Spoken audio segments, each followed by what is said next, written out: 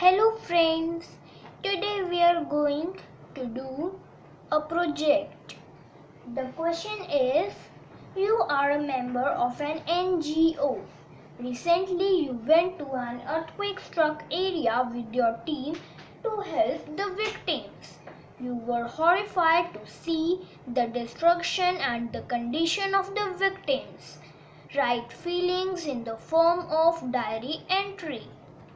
Wednesday, 16th June 2021, 10 p.m. Dear Diary, the earthquake was huge. The Richter scale showed that it was a 7.0 magnitude earthquake. More than 10,000 people everywhere dead. The mess was ridiculous.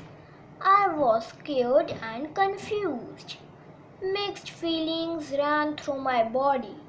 Anger, sadness, scared, panicked, upset, terrified, shattered. I was very angry at the earth for giving this curse.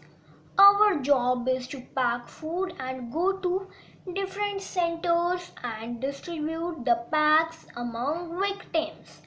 I pray to God for the normalcy of life conditions in the affected areas.